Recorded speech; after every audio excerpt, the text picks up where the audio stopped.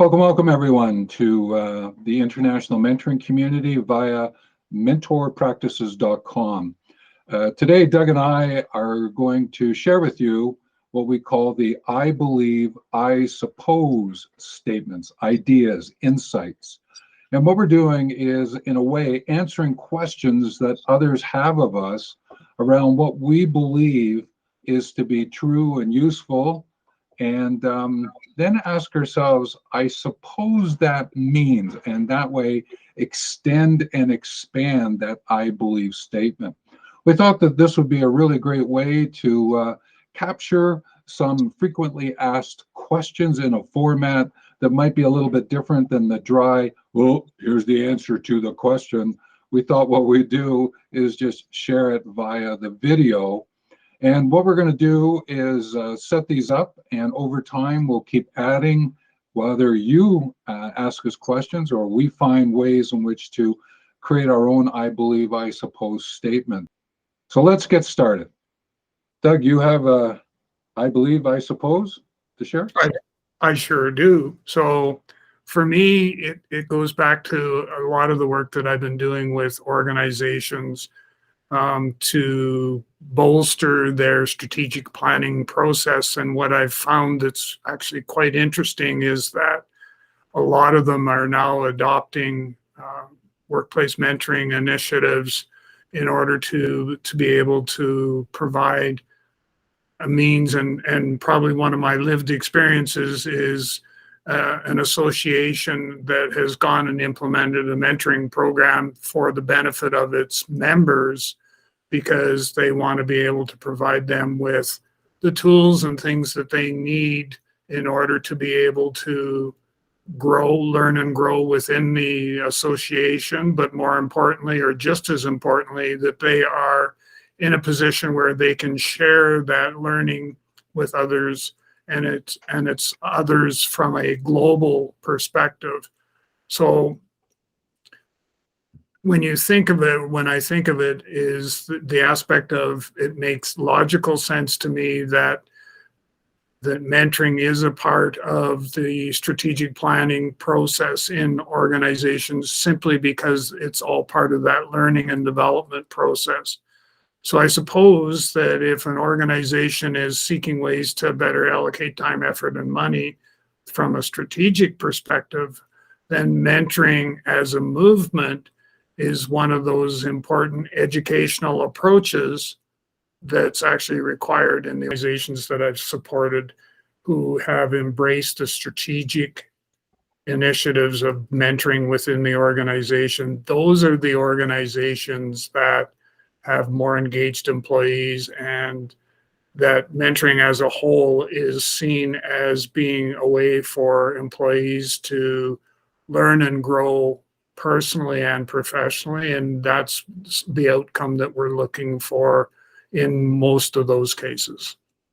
I believe mentoring is part of the support structure for mental health that's required in every organization in the world today.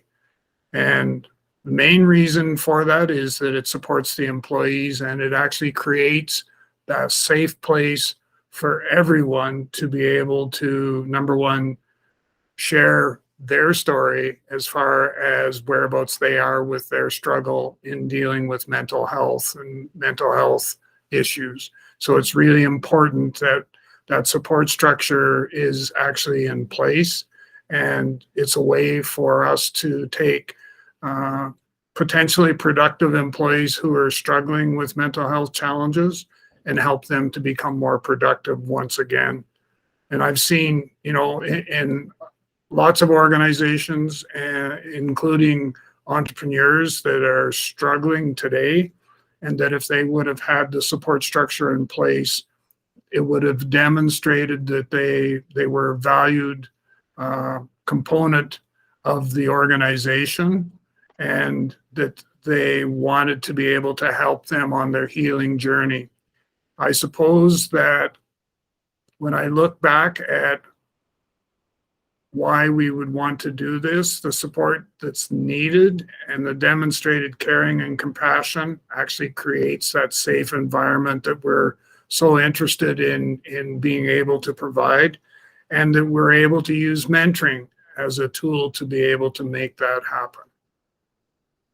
So I believe that leadership mentoring is crucial to support the growth of leadership in the organization. And why is that important is the fact that there's a leadership talent shortage that is impacting organizations globally. And I've done lots of research on that particular topic because I'm passionate about leadership and mentoring.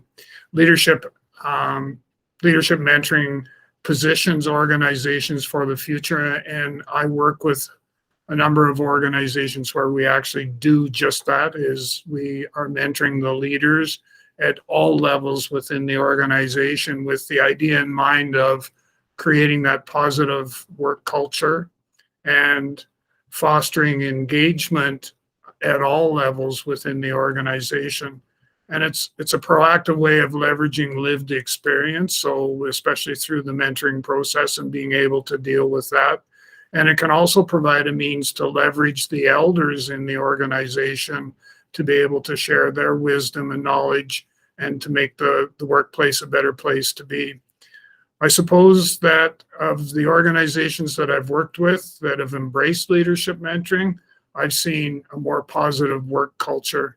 I've also seen that there are actually more engaged employees at all levels within the organization, and that all levels of engagement as well within the organization. And that includes employees and managers, but it also has an impact on the people that they serve as well.